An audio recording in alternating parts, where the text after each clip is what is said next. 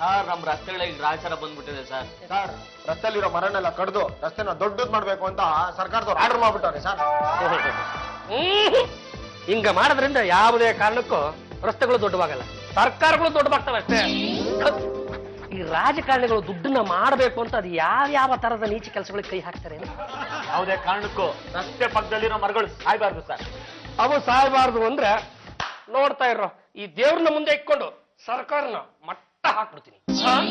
ಇದು ಬಹಳ ಪುರಾತನವಾದ ದೇವಸ್ಥಾನ, ಇದರಲ್ಲಿ ನಿಧಿ ಇದೆ ಅಂತ ಎಲ್ಲರೂ ಹೇಳ್ತಾ ಇದ್ದಾರೆ. ಈ ವಿಷಯನ ನಾನು ಸರ್ಕಾರದ ಗಮನಕ್ಕೆ ತರಬೇಕಾಗತ್ತೆ. ಆದ್ರಿಂದ ನಿಮ್ಮಲ್ಲಿರೋ ದಾಖಲೆಗಳನ್ನ ಕೊಡ್ತೀರಾ? ಅಭಿ ಇವ್ರಿಗೆ ದಾಖಲೆ ತೋರಿಸಿ. ಬನ್ನಿ ಶಾಮಣ್ಣವ್ರೆ.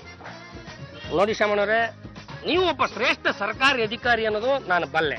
ಅಲ್ಲ ಪಾಪ ನಿಮಗೂ ಕೆಲವು ಮಿತಿಗಳು ಇರ್ತವೆ, ನೀವು ಆ ಮಿತಿಗಳನ್ನ ಮೀರ್ಕೊಳ್ಳಿ. ನೀವು ಸರ್ಕಾರಕ್ಕೆ ಅದು ಏನೇನು ವರದಿ ಸಲ್ಲಿಸಬೇಕು ಅಂತ ಇದ್ರು ಅದನ್ನ ಚಾಚು ತಪ್ಪದೆ ಸಲ್ಲಿಸಿ. ಆದ್ರೆ ಅದ್ರ ಜೊತೆಗೆ ನಾವು ಹೇಳೋ ಮಾತುಗಳನ್ನು ಕೂಡ ಘನ ಸರ್ಕಾರಕ್ಕೆ ನೀವು ಮುಟ್ಟಿಸ್ಬೇಕು. ಏನದು? ಈ ದೇವಸ್ಥಾನ ಇದೆಯಲ್ಲ, ಇದು ನಮ್ಮ ವಂಶಕ್ಕೆ ಸೇರಿದ್ದು. ಅಲ್ಲ ನಾನೇನು ಬರೀ ಬಾಯಿ ಮಾತಲ್ಲೆಲ್ಲ ಹೇಳ್ತಾ ಇಲ್ಲಪ್ಪ, ಎಲ್ಲ ದಾಖಲೆನೂ ಮಡ್ಕೊಂಡಿದ್ದೀನಿ.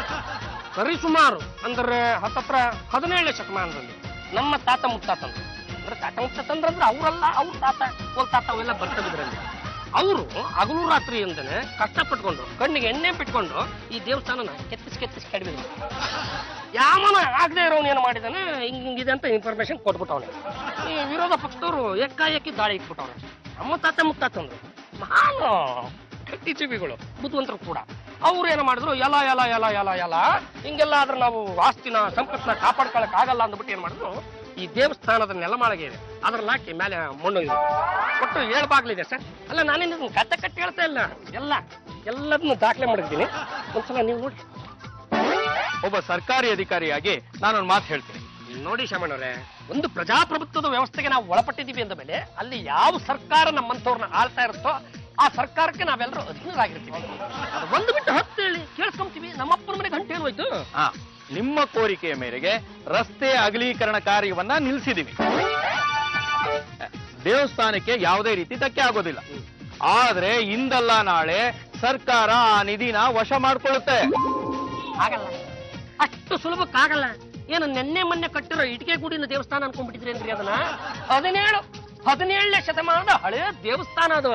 ನೀವು ದೇವಸ್ಥಾನನಲ್ಲ, ಅದ್ರ ಹೊರಗಡೆ ಇದೆಯಲ್ಲ ಮೆಟ್ಲು, ಮೊದಲನೇ ಮೆಟ್ಲು ಕೈ ಮುಕ್ಕೊಂಡು ಜನಗಳು ಕಾಲಿಕ್ತಾರಲ್ಲ, ಆ ಮೆಟ್ಲಿನ ಒಂದು ಕಲ್ಲನ್ನ ನೀವು ಅಲ್ಲಾಡ್ತಾರೆ ನಿಮ್ಮ ಸರ್ಕಾರ ಹಂಗಂಗೆ ಅಲ್ಲಾಡೋಗ್ಬಿಡುತ್ತೆ.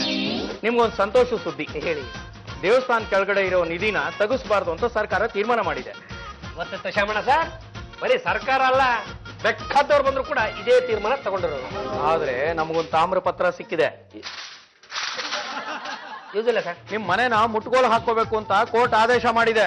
ಅಯ್ಯೋ ಸುಮ್ಮನೆ ಅಲ್ಲೆಲ್ಲ ನಿಧಿ ಸಿಕ್ಬಿಟ್ರೆ ನನ್ನ ಮನೇನ ಯಾಕೆ ಮುಟ್ಕೋಲ್ ಹಾಕತ್ತಾರಂತೆ? ನೋಡ್ರಿ, ನಿಧಿ ಇರೋದು ನಿಮ್ಮನೆ ಕೆಳಗಡೆನೆ. ಶಾಮಣ್ಣವ್ರೆ ಏನ ಆಡೋ ಮಾತಿಗೊಂದು ಅರ್ಥ ಬೇಡ್ವೆ? ನೀವು ಹೀಗೆಲ್ಲ ಹೇಳಿದ್ರೆ ಆಗಲ್ಲ. ನಾಳೆಯಿಂದನೇ ನಿಮ್ ಮನೆ ಕೆಡವ ಕೆಲಸನ ಪ್ರಾರಂಭ ಮಾಡ್ತಾ ಇದೀವಿ. ದಯವಿಟ್ಟು ನೀವು ಕೋಆಪರೇಟ್ ಮಾಡ್ಬೇಕು. ಪಕ್ಷ ನಾನು ಮಾಡ್ಲಿಲ್ಲ ಅಂದ್ರೆ ಪೊಲೀಸ್ನವ್ರು ಕರ್ಸಿ ನಿಮ್ ಮನೆಯವ್ರನ್ನೆಲ್ಲ ಹೊರಗಡೆ ಹಾಕಿಸ್ತೀವಿ. ಯಾವ್ದು ರಾಮಾಯಣ, ಯಾವ್ದು ಪಾಂಡ್ರಂಗ, ನಿಮ್ಗೊಂದು ಮಾತು ಹೇಳಿ ನಾವ್ ಅಗೆ ಕೆಲಸ ಶುರು ಮಾಡೋಣ ಅಂತ ಅನ್ಕೊಂಡಿದೀವಿ. ಹೇಳಿದಾಯ್ತು, ನಾವೇನ್ ಬರ್ತೀವಿ. ಶಾಮಣ್ಣ ಲೇ ಪದಪ್ಪ, ಇರೋ ಒಂದು ಮನೆಯನ್ನು ಎಲ್ಲಿ ಕಾಕೊಂಡ್ಬಿಡ್ತೀವಿ ಅನ್ನೋ ಸಂಕಟಕ್ಕೆ ನಮ್ಮ ತಾಯಿಯವ್ರಿಗೆ ಹುಚ್ಚು ಕೇಳಬಿಡ್ತಲ್ಲ.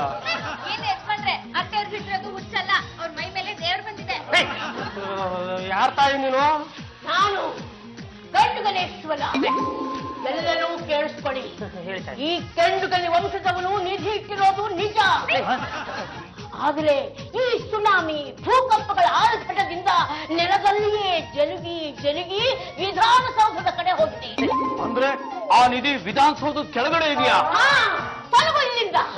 ಆಯ್ತು ತಾಯಿ, ಈ ವಿಷಯನ ಸರ್ಕಾರಕ್ಕೆ ತಿಳಿಸ್ತೀನಿ. ಅವ್ರು ವಿಧಾನಸೌಧನ ಅಗಿಯೋದು ಬಿಡೋದು ಎಲ್ಲ ಅವ್ರಿಗೆ ಬಿಟ್ಟಿದ್ದು. ನಾನಿನ್ ಬರ್ತೀನಿ ತಾಯಿ. ಶಾಂತಿ ಶಾಂತಿ. ಈ ಶಾಂತಿ ಯಾರು? ಗಂಡಗಲೇಶ್ವರ ಧರ್ಮಪತ್ನಿನೇ. ಶಾಂತಿ ಅಂದ್ರೆ ಶಾಂತಿ ಮಾಡಿ ಅಂತ. ಹೋಗು, ಒಂದ್ ಬಕೆಟ್ ನೀರ್ ತಂದು ಸುರಿ.